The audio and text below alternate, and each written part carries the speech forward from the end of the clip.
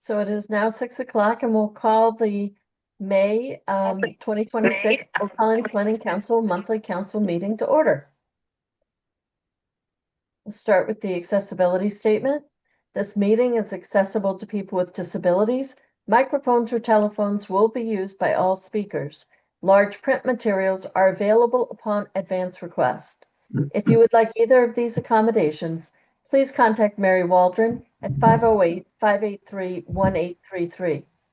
The Notice of Non-Discrimination Rights and Protections to Beneficiaries with regard to the federal Title VI non-discrimination protections and the state non-discrimination protections is posted in this meeting room and is available on the Old Colony Planning Council website. Please contact Mary Waldron at 508-583-1833 for more information. Thank you. And with that, Mary, do you want to call roll call? I do, and I just want to let you know, Peter Spagone had texted me because he needs to become a panelist. Megan, I'm going to have you help me. He keeps declining, but let's go with Abington. I believe that no one is able to make Avon. Present. Bridgewater. Present. Brockton had conflicts today. Duxbury. Present. Thank you, Matt. East Bridgewater. Peter, there we go. Peter, I'm going to wait for just Peter so he can let us. I'm sorry about that. Yep. Present. You're good. Thank you, Peter. Easton. Present. Thank you. Halifax. Present. Thank you, Bill. Hanover, I don't believe that we are able to go. Hanson. Present. Thank you, Tony. Kingston. Present. Pembroke. Present. Plymouth is unable to attend. Plimpton, I don't think. Nate. Stoughton, I know Bill Roth is going to be joining us. Present. Perfect. Thank you, Bill. West Bridgewater, I think Mike had a conflict. And then Whitman. Present. And then at large. Present. We have a quorum. We have a robust quorum. A robust. Okay. With that, our next agenda item is the consent agenda.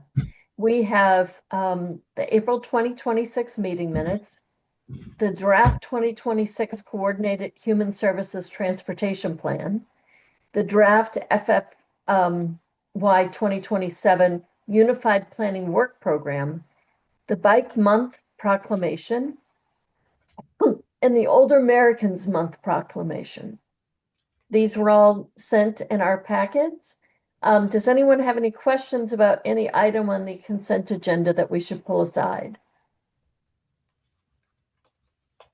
Seeing no hands up, does anyone want to make a motion that we accept the consent agenda in full? I'll make a motion. I'll I'll second second it, Dan, or whatever. Yeah, whatever. Yeah. Thank you, Dan and Sandy. Thank you. We'll make it Sandra this time and Dan seconding, just Okay. for the sake of our record keeping. Yeah. Roll call. Avon. John. Sorry. That's okay. Thank you. Bridgewater. Yes.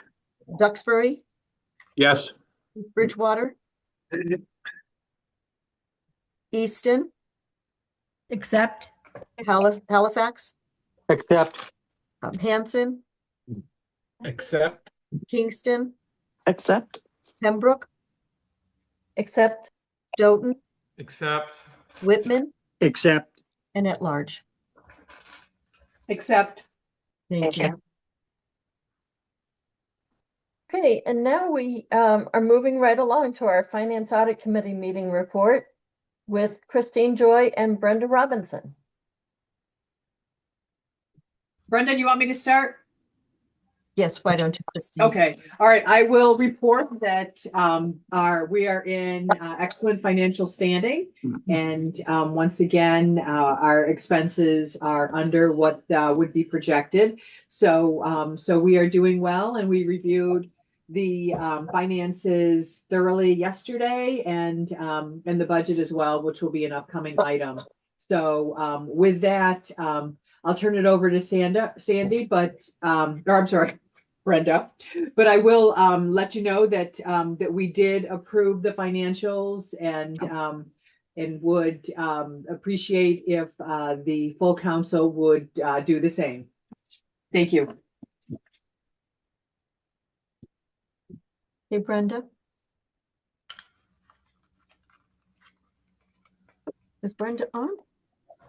She was just a minute ago. I don't see Brenda. Where's Brenda? Oops, sorry. That's okay, don't worry. If not, if I don't see Brenda, then I'm going to just take this. So as you can tell, these are, but as was described by Christine, these were presented.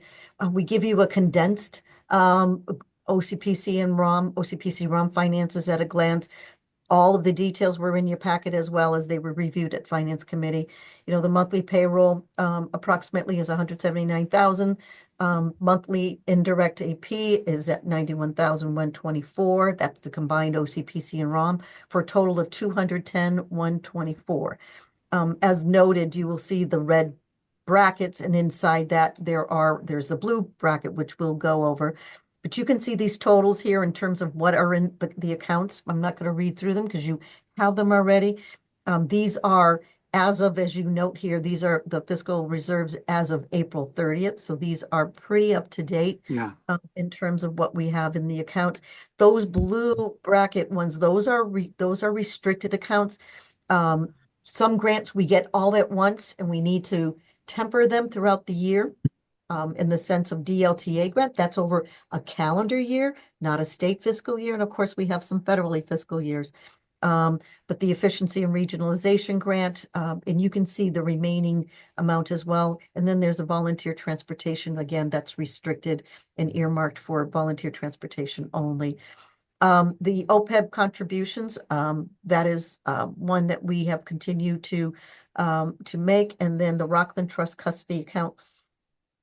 So the total account, as you can see, circled in the red is 1,775,980, and minus those restricted accounts, so it equals for a total of available funds of 1,392,324. Plus the outstanding receivables expected bill amounts that have not been received yet.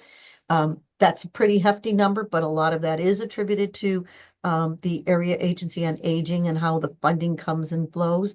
But we are, as what we discussed at the finance, we are one of those ebbs and flows kind of a format. So that piece is in terms of the availability. And in terms of the ROM current bank account, we have 113,106. We have the building loan balance as of 258,608. This is after next month. And then we have our monthly revenue. So in the past, not only at finance, but at this committee, we've talked about efforts to rent out the backside of our building, which we do have someone coming in for 4 months. 4 months. So we'll be having that income coming back, not just OCPC. This is coming to OCPC ROM. And again, many of the things that we've worked on, just an example, was that we've had paperwork, as you can imagine, for a long time. And I will just say it goes back into the 80s. Lots of staff who are on tonight have taken efforts to go through. So we've identified what can be shredded per the Mass General Law, what needs to be scanned in and shredded. And that came in at a cost about 10 grand.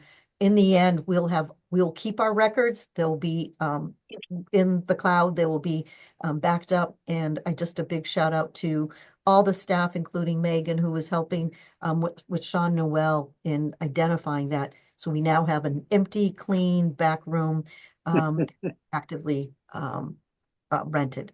So just the last thing is the OPEB account balance. Thank you, Megan. As of April 30th, there was a gain of 106,000. So just to summarize the fiscal position at the end of April, income over expenses was a 2.15% or $416,600. Again, as Christine talked about, we are in really good financial standing this fiscal year, and as we talk about for the next fiscal year, the FY27 budget. So with that, that is the report. Thank you, Mary. Does anyone have any questions? And if not, I don't see any. Do we have a motion to accept the Finance Audit Committee meeting report? I'll motion Whitman. Second. Thank you, Val. Okay, thank you, guys. Roll call? Yes, Avon. Thank you, John. Bridgewater. Duxbury, Yes. East Bridgewater, Accept. Easton, Accept. Halifax, Accept. Hanover, oops, sorry, Hanson. Accept. Thanks, Tony. Kingston, Accept. Pembroke, Accept. Stoughton, Accept. Whitman, Accept. and at large. Accept. Mary, Sandy had some technical difficulties. She's trying to call in now. Okay. Thank you. Okay, so we have next, Mary, I don't see Stephen Santisonio on the call. He is not, Were you going to do the yep, Personnel Committee report, or you- Christine, do you want to do that? Either. Okay. Sure, I can do the report. Thanks, All Christine. right, so the Personnel Committee met Monday, May 11th at 5:30. In attendance were Stephen, Christine, Jean Marie, Sandra, and Iolando. And we approved the minutes, and we entered executive session to review personnel strategies relative to the FY27 budget. And upon completion, we returned to open session to adjourn. And we are asking for a favorable action on the personnel related budget items, which are the salary items that were presented to both the Finance Committee yesterday, which we also approved. And we're asking the full council to approve them tonight. So And that's it. this does require an action item, as the Personnel Committee is a subcommittee of the full council. Okay, so can I have a motion to accept the Personnel Committee report? A motion Dan from Whitman. Second. Great. And then with the roll call, Madam Chair, Avon, Accept. Bridgewater. Sandy's still having issues. I'm going to go to Duxbury, Accept. East Bridgewater, Accept. Easton, Accept. Halifax, Accept. Hanson, Accept. Kingston, Accept. Pembroke. Accept. Thank you. Stoughton, Accept. Whitman, Accept. and at large. Accept. Okay, thank you all. Now, we'll move on to the fiscal year 2027 budget. Brenda did. Mary, come are you on. going to present the budget, or did Brenda get back on? Brenda did get back on, but I'm going to have Megan pull that up. And I'm here. I'm so sorry I'm sorry. It's You okay. just want me to go straight to the FY27 budget? Did the because we board report? covered everything else already, Brenda. Okay, I'm so sorry. Thank you. Okay. It's So- okay. So the the FY27 budget, the expenses, the explanations of where the money, how the money became what it became, what it is from last year to this year. But for the most part, it's based on history of the past year and increases that we know of and cost of living increases. So that's, it's basically pretty close to last year. Yeah. And it incorporates the Personnel Committee report that I think happened prior to me coming on. That's and the only thing And- the only thing that I would add is that this is a balanced budget for FY27. This budget as presented, we still have grants that will be coming in the new fiscal year that we don't have on here as an income or projected income, because until we actually get the grant and get the funding. But as Brenda had presented yesterday, we have been in this matter where we present an early budget in March. We further define it in April, and we are here presenting this final projected FY 27 budget, which is balanced and ready for approval. Okay, and the income, on the income side, okay, there you go. On the income side, these are all the grants that are currently active. And as you can see, the projected income is $3,623,918. The projected expenses are $3,381,445. I'm sorry, $3,381,445. And that leaves us income over expenses at $242,473. So that's just how we're starting the year. And there absolutely will be more grants that will be added in as we move along. Thank you. Does anybody have any questions about our 2027 budget?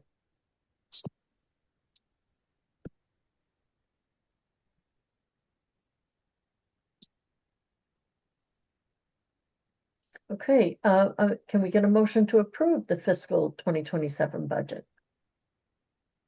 I'll motion Dan from Whitman. I see Sandra trying to motion, Whatever. but she's on mute. I'll second the Yeah. motion. There we go. Thank you, Christine. And on the motion, Avon? No. Bridgewater? She might be motioning. Thank you. Duxbury, Accept. East Bridgewater, Accept.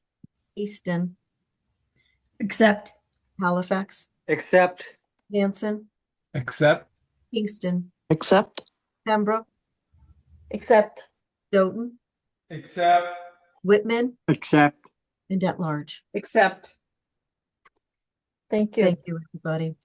If I could, Madam President, and to the council, we have some wonderful staff members who are on joining today, from managers to staff, and they are really the ones behind all the work that we do. They are out there doing project management. They're working on finance or talk about communication. And with your support of the FY 27 budget, I just want to say thank you on behalf of all the staff for supporting the work that they are doing and within all of your communities. So thank you for the opportunity to send appreciation to the staff.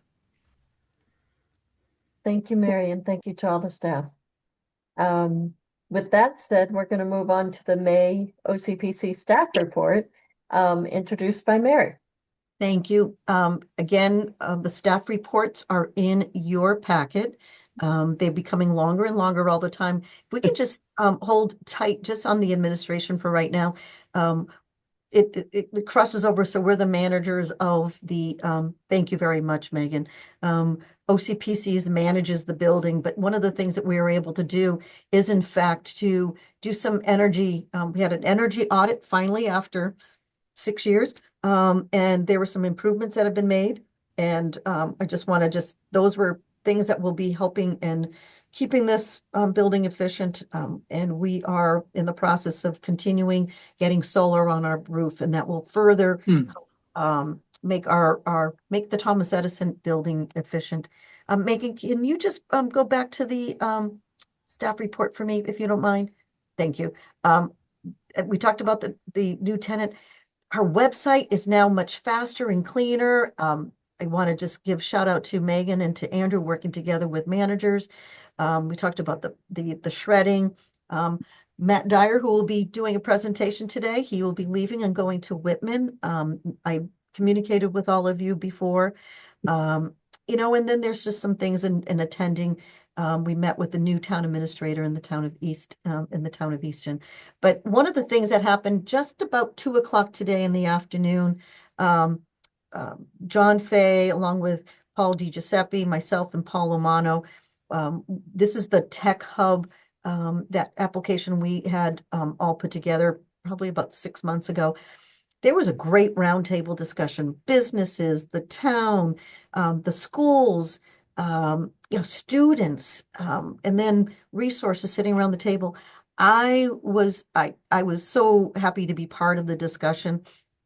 But we're going to be doing these discussions in 5 other communities and be looking forward to reporting out. So with that said, I'm going to have you, thank you, Megan, for putting this report. Please take the time to read it. But we have some presentations, and the first of which is David Klein, who, what his presentation, he will be asking for an action item on this. So without further ado, David Klein. Thank you so much, Mary. Hi, everyone. So I'm happy to be here with you. Today, we're going to be talking in the next couple of minutes about the Title III grant program for the Area Agency on Aging. So next slide, please. So what is the Title III program? Well, Title III is the main section of the Older Americans Act. It's really like the administrative section of the Older Americans Act. The Older Americans Act was passed during the Johnson administration in 1965. It created the Administration on Aging, which was really the first federal level organization that took into account the needs of older adults as a separate group. Later, in 1973, the Older Americans Act had a major amendment that created state units on aging and area agencies on aging, which basically transferred the funding that the Administration on Aging was giving to the states. It had a home. So for the home for the state unit on aging in Massachusetts is the Executive Office of Aging and Independence, which is underneath Health and Human Services. And then they further divided that up into area agencies on aging, which are separate geographic units within Massachusetts. Next slide, please. So, thank you, Megan. You got the map on there. This is Andrew Vidal's map, by the way, from 2005. And it's showing OCPC there in the kind of aqua blue in the bottom right corner, but it's showing the other area agencies on aging across the state as well. We're actually one of the largest AAAs in terms of population. I think we might be the 5th or the 6th largest out of the 20 AAAs. There's more than 500 AAAs across the nation, and it's probably closer to 600. And of course, we have the 20 in Massachusetts. And the funding for the Area Agency on Aging comes from the Older Americans Act, which is renewed on a yearly, if not every other year basis. And it's based on the most recent 10-year census. So we're working now off of the 2020 census in terms of population data to say how much each state gets and how much each area within the state gets. Next slide, please. The 3 areas within Title III, the 5 main areas are Title IIIB supported services. I'll circle back to that. Title IIIC and C1 and C2, which are really, they're both nutrition. C1 is congregate nutrition, which refers to nutrition that's served at senior centers or anywhere else where there's a group of people that are getting together to eat and possibly socializing while they're eating, as opposed to C2, which is home delivered meals, more commonly known as Meals on Wheels in Massachusetts and nationally, but it's for people that can't get out and that would otherwise not be getting a meal if they weren't delivered. The nutrition part of this is the biggest single line item in all of Title III funding. The smallest portion is health promotion, believe it or not. That's only about $30,000 for our region. And that's 3D, and Title IIIE is the National Family Caregiver Support Program, which is probably the second largest of the programs that the AAA supports, and through our Aging Service Access Point, Old Colony Elder Services. Next slide, please. We're humming along. Before we vote on this, I want to point a few things out. One is that I could have had an interim slide, and I kind of realized it too late.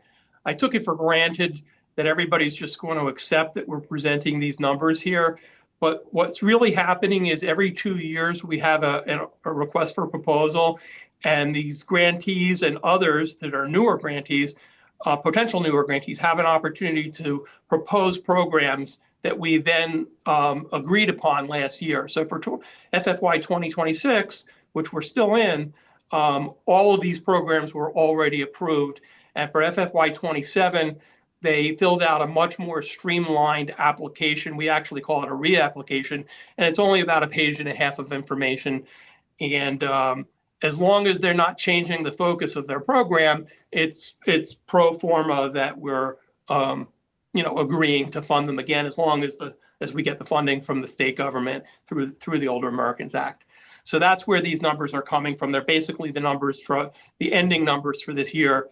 I want to give the proviso here in terms of the motion, and that's to understand what I was trying to just articulate, which is that depending on the final funding levels, which come from the federal government, not the state government, so the state doesn't even know what to give us in terms of finding federal funding levels until pretty late in the funding year. Those amounts for the grantees could change.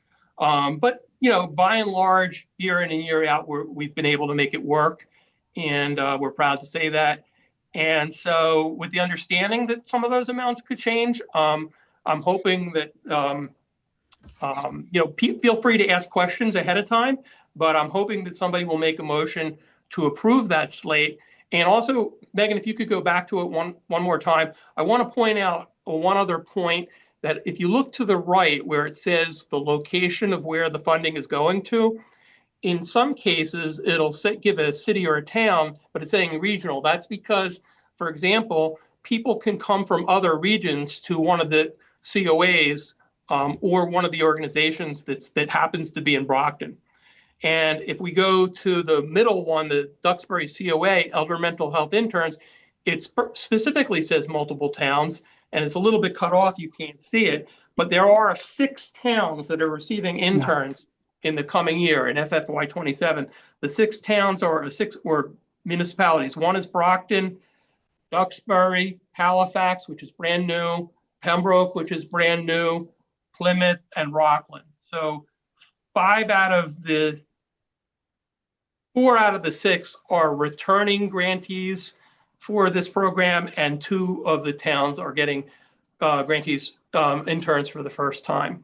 I just wanted to show you that although there is a lot of longevity in terms of who applies for these grants, there is a certain amount of turnover as well.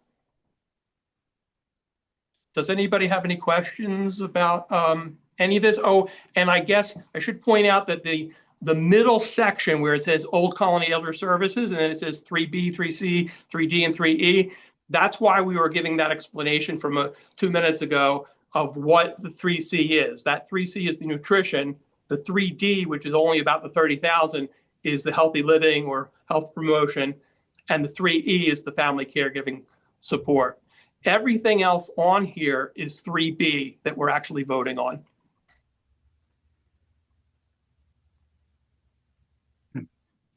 Thank you, David. So do we have a motion to accept the slate of Title III grants for the AAA? I'll make that motion, Dan from Whitman. I'll second it. Jean Marie from Easton. Thank you. Roll call. Avon, Accept. Bridgewater, Accept. Duxbury, Accept. East Bridgewater, Accept. Easton, Accept. Halifax, Accept. Hanson, Accept. Kingston, Accept. Pembroke, Accept. Stoughton, Accept. Whitman, Accept. and at large. Accept. That is unanimous. Thank you, David. Thank you, Mary. Thanks, everyone. I really appreciate it. Thank Good you. information. Thank you, David. Yeah. Thanks, Sandy. My wife appreciates it. She does Meals on Wheels. I want to give a big shout out to Joanne Moore in Duxbury, because if it weren't for her, we'd have a hard time managing these interns for all of the other towns. Thank you, David. So next on for staff presenting, it's Jason DeRoche, who's going to be talking about a regional blueprint. So Jason. Good evening. I'm excited to provide a brief overview of the Road Home, a regional housing strategy developed for Avon, Brockton, and Stoughton. This project focuses on identifying shared housing challenges and developing practical regional strategies to address them. Next slide, please. So why a regional housing strategy? We live in a regional world, whether it's economic, ecological, or social, and housing challenges are regional. Housing challenges do not stop at municipal borders. Residents live, work, commute, play, and access services across the region. Rising housing costs, workforce shortages, displacement pressures, and infrastructure constraints affect all three communities. A regional approach allows municipalities to coordinate efforts, share resources, and pursue more effective long-term solutions. Next slide. So the project entailed an 18-month planning process. This effort began in January 2025 and included extensive data analysis, community engagement, and strategy development. The process included housing needs analysis, surveys, focus groups, interviews, workshops, and regional summits to ensure their final recommendations were grounded in both data and community input. Next slide. Community engagement was a core focus of the regional housing strategy. And a major component to the project. Outreach included public workshops, surveys, stakeholder interviews, focus groups, and pop-up events throughout the region. One consistent theme emerged through this process: housing affordability is affecting residents across all ages, income levels, and housing types. For the focus groups, they were targeted towards very specific underrepresented or marginalized communities, specifically LGBTQIA+, unhoused communities. There was one for Latino or Hispanic Americans, one for other communities of color, one for home buyers or prospective home buyers, and seniors. Those were a couple of the groups that we made sure to engage directly with. Next slide. So for the key findings, key finding number one is that housing production has not kept pace. One of the clearest findings was that the housing production has not kept pace with demand. Between 2010 and 2020, the region added over 3,400 households, but only about 2,300 housing units. This left a gap of more than 1,100 homes. That shortage contributes directly to rising housing costs and increased competition for housing. Another key finding is that housing costs continue to rise. We also found significant increases in both home prices and rents, combined with extremely low vacancy rates. These trends are impacting first-time and first-generation homebuyers, seniors looking to downsize, and workers who increasingly face longer commute times due to limited affordable housing options nearby.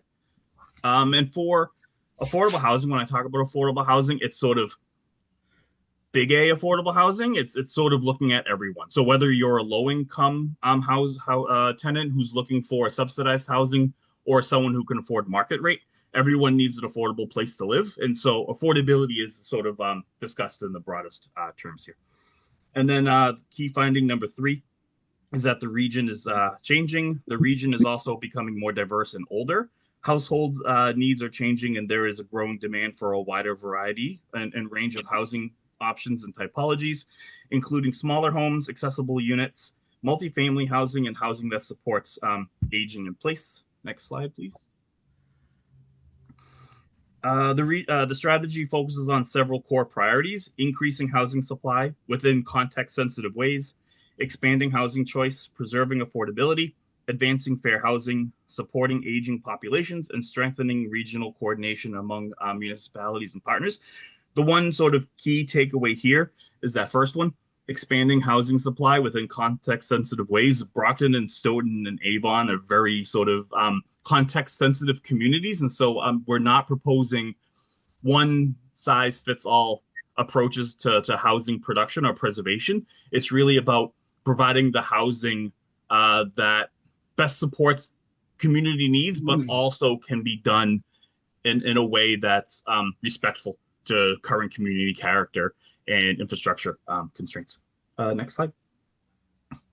So what this product produced, this project resulted in several final products, including the main strategy, which is the Road Home, a regional blueprint for housing, a comprehensive housing need assessment, which is Appendix A.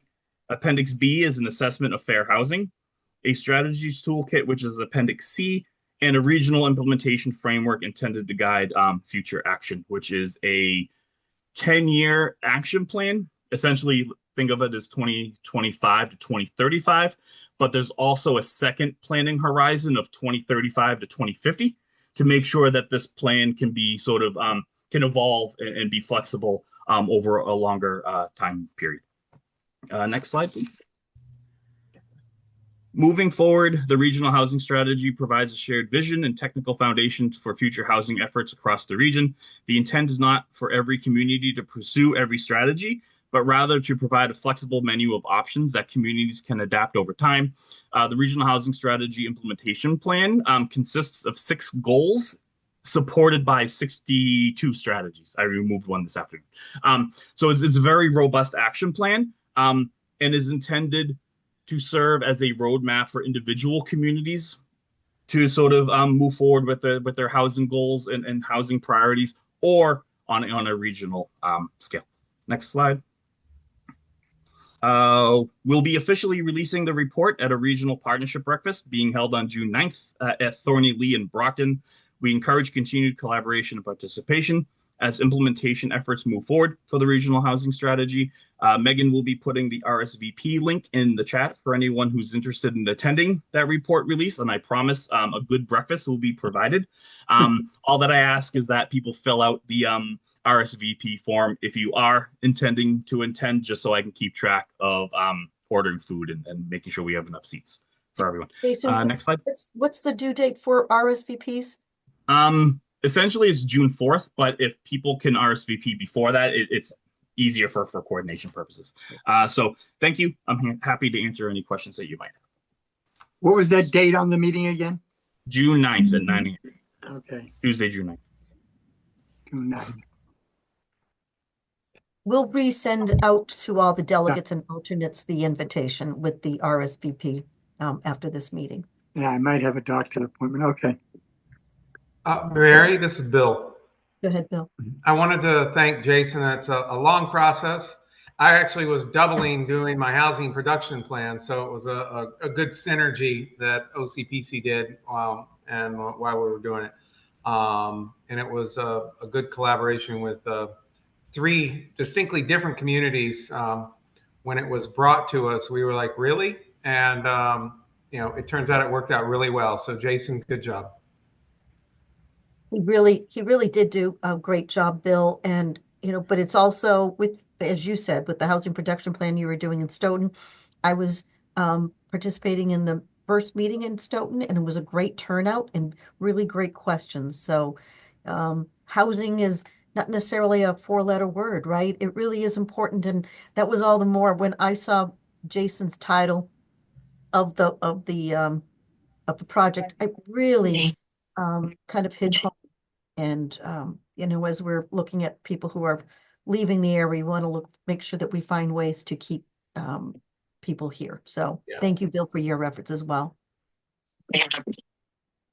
And Mary, can you remind us, was this an EDA grant or a state grant? No, this was actually a state grant. Paul Umano, thank you very much, Sandy. I know you have to go, and we do not have any other votes after this, but this was actually a state, give me, Jason.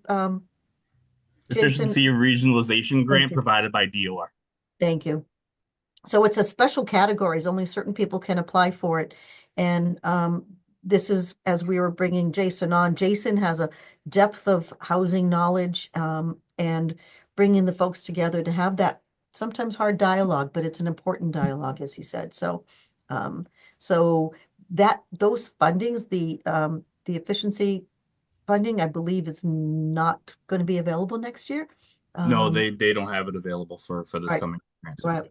So it was great timing, and I believe it was somewhere like around 120,000, if I'm correct.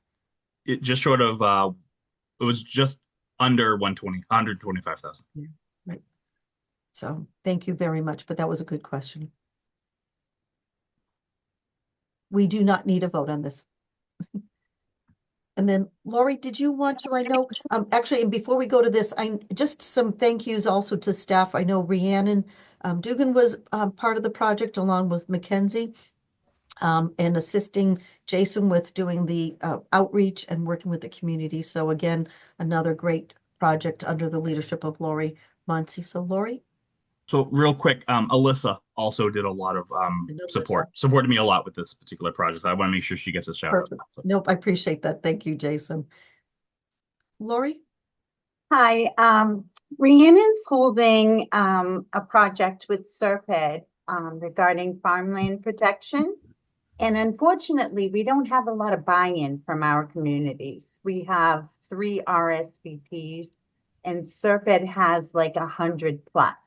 So we're feeling like really competitive and really begging people to consider attending this webinar on our behalf to show them that, we can compete with them and not just go there with 3 people. So Lori, what was the outreach that Rhiannon did? Like, who did she send the invites to? So again, just for those, this is June 3rd from 2 to 3:30. It's been in the newsletter. She's done some direct mailings to the planners and all the towns and the communities. I'm not sure if the delegates received anything, which is why we're here on the agenda tonight. Just to kind of bring this to your attention and see if there's something that you're interested in attending. Regarding a lot of our communities are agricultural based. Farmland protection would be something that we would think they're interested in. So again, if you have any questions about the project or about the webinar, you can reach out to Rhiannon. And there's also a registration here at the bottom of this for just QR code it if you Megan put it in the chat. So the direct content. Thank you, Megan, for doing that. This is a really important one where sometimes we think because we are located in the city of Brockton, but Brockton even has farmland as well. So for those who are, and I'm thinking of Plimpton, I'm thinking of Halifax, I'm thinking of Hanover, I think of all of our communities, Pembroke. Yeah, please share. Thank you with the CPC committees. That's really helpful. If you, we will take care of doing that. Lori, if you can bring that back to Rhiannon and others working on it to reach out to the CPC, that would be great. And I know this is like the second time but we're coming, but this is really important work. The preservation as we are, right, as communities are deciding the quality of their life and the character of their community. So again, we'll put this out, we'll send this out again for you to share with your own communities too. Is it also open to the public? Can we invite people on social media, or is it designed more for municipal volunteers and employees? I think it's geared toward just municipal, but I would always say that our meetings are open to the public anyway. And if you have an interest in this topic, I'm sure, your participation would be welcome. We have a lot of dialogue back and forth, and if we don't hear from people themselves, then we don't get the full conversation. Mm-hmm. So I would share this with anyone that is interested in farmland protection. Thank you, Lori. And next, but not least, we have Matt Dyer, who's on today, and has actually 2 conversations, one about culverts and the other one about a grant that Matt worked on with Paul Umano and Rhiannon and Andrew Vidal. So without further ado, Matt. Great. Thank you very much, Mary, Madam Chair, members of the council. I'm thrilled to present on a couple of great initiatives that the team and I have been working on over the last couple of years to focus on climate resiliency and adaptation and connectivity. The project Mary just was just mentioning was the MS4 grant. We had applied for a digitization, we applied for a Department of Environmental Protection grant from the state level to help our communities digitize their MS4 or their stormwater collection process. So right now, some of our communities, they still go out with paper and they have paper packets of all their infrastructure relating to MS4, and they go out every year with paper. We're helping our communities digitize that. So we're purchasing them through the grant, high accuracy GPS units. Will they be able to go out and mark all the points of their stormwater management system? And then following up to that, they'll be able to then go out with the iPad that they'll be purchased through the grant to be able to go out and fill out the form electronically rather than filling it out on paper, hopefully not losing that paper and then doing that data entry. So it's a really great initiative. The participating communities are Abington, Bridgewater, and Plimpton. The town of Hanson has also been a pilot, quote unquote pilot, on this as they're helping us test out the GIS software as we go through the process. So hopefully there'll be more to present on that. Right now, we're just at the very beginning level, beginning stages of this project. But the other great initiative that OCPC has been taking on is the FLOW program, near and dear to my heart. For those, the FLOW program is a program to go out and inventory culverts. So next slide, please, Megan. So for those who are not familiar with what a culvert is, it's essentially where the road and the stream meets, and how does that water go underneath the infrastructure. And next slide.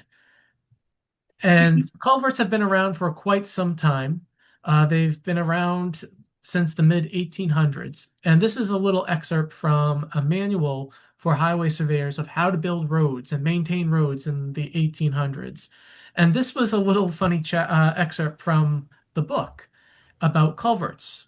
And they said culverts must be proportioned to the greatest quantity of water which will be ever required to pass, and should be at least 18 inches square or large enough to admit a boy to enter and clean them out.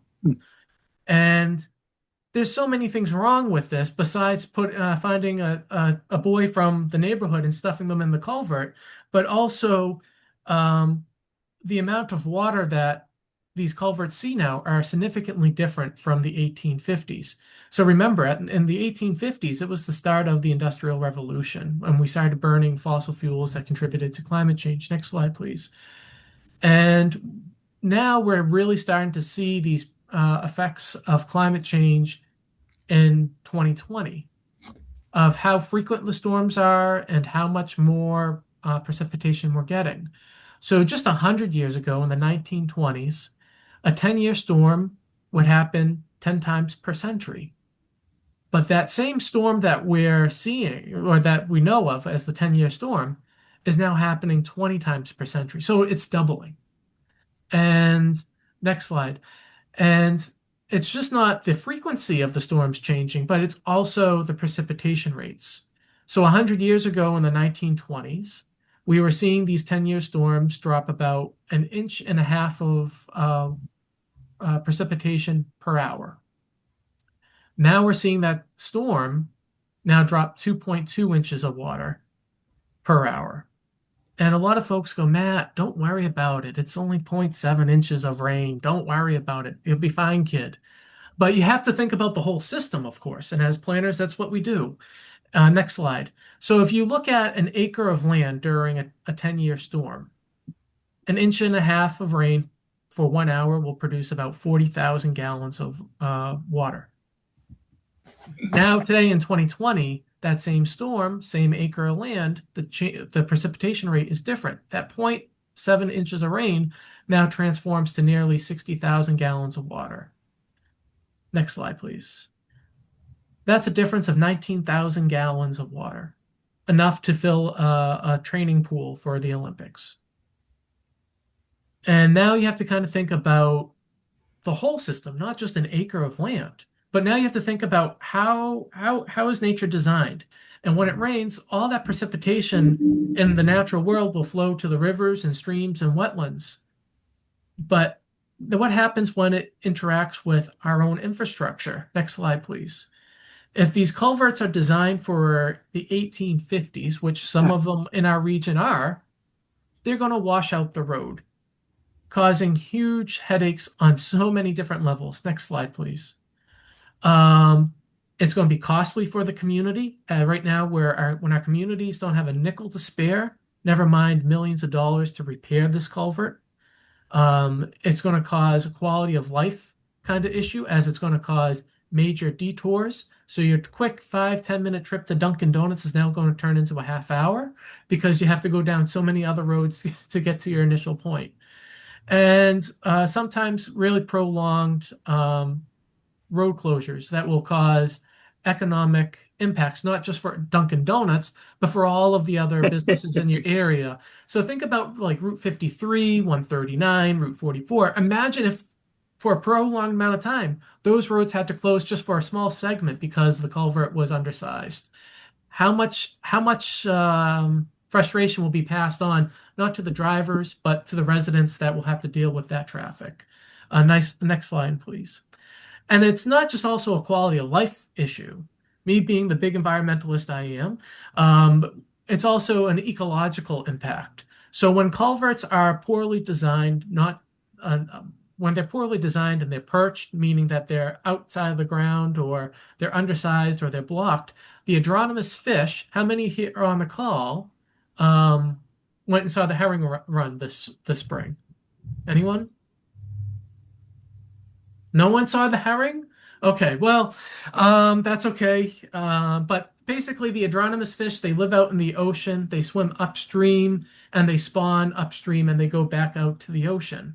And if they're not able to do that, the fisheries are going to do poorly, and it's going to have a profound effect not only on the fishing industry, but also on the ecology. So next slide, please.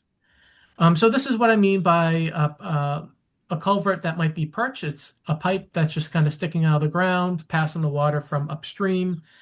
So nowadays, the correct way to do culverts is actually to build around the stream rather than interrupting the stream. Next slide, please. And how is the Commonwealth impacted? So I'm looking at the whole Commonwealth, not just at the OCPC region. There's about 29,000 bridges and culverts. It's estimated about 20% of them are in poor or critical condition, and 50% of them being in just fair condition. For the age, about 40% of them are 50 years or older. And think about that. That's this infrastructure is aging and might be in poor condition, and we don't know. So this is where the flow program is coming into focus here. Folks at OCPC, our culvert assessment team, we are going out to our communities and we're assessing and building an inventory so that we get a better idea of what our culverts and the state of infrastructure is in the region. Next slide, please. So right now, it's estimated that we have about 1,500 culverts in the OCPC region, and only 175 of them have been inspected through the lens of the North Atlantic Aquatic Connectivity Collaborative. And not saying that there's more or less that have been inspected, but that they live on the central database where we, OCPC, can see the state of the culverts. So on average, there's about a culvert every 1.2 road miles. And if you're navigating the stream, you're going to run into a road about every half mile if you're navigating the stream. So the next couple slides are just a little sneak peek of what our culverts kind of look like here at OCPC. As you can see in the top left picture, there's Kyle standing in the stream with a wing wall of a culvert. It's collapsing. And the reason why there's wing walls is to prevent erosion. So just beyond the granite, you can kind of see how the bank is being washed away. And if there's any infrastructure up on that hill, it's now going to be impacted because of a poor culvert. The photo to the right is another photo of a different culvert where the footings of the culvert are being washed away.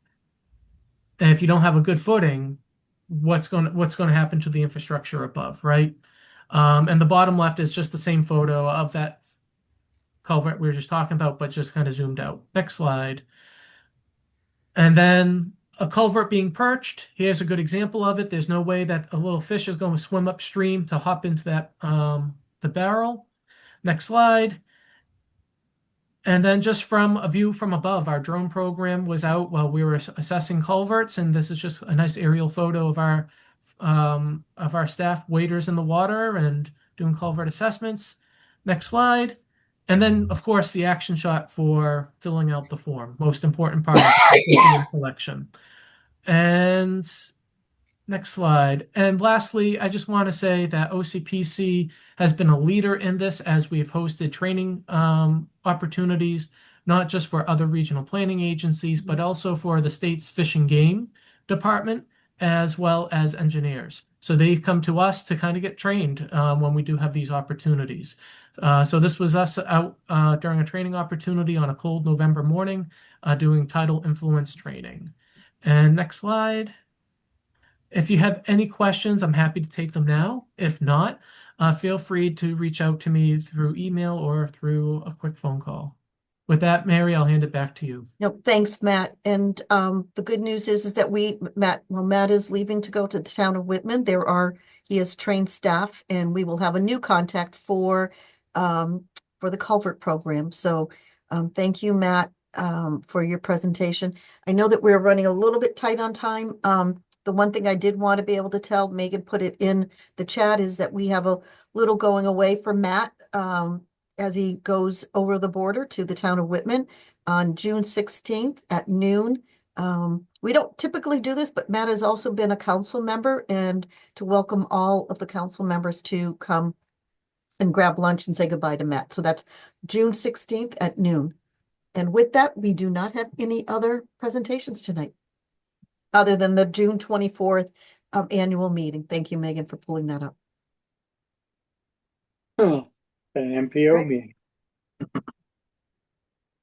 And June 24th, annual meeting, 5:30 at the OCPC office. And this is our chance to sort of gather and look at the year. We've already passed our budget, so at least it'll be kind of a nice occasion to get together in person. As much as the Zoom has helped us keep our meetings together, we do have, just these couple times a year that we try to all get together in person. So I encourage everyone to try to attend on Wednesday, June 24th at 5:30 at the OCPC office.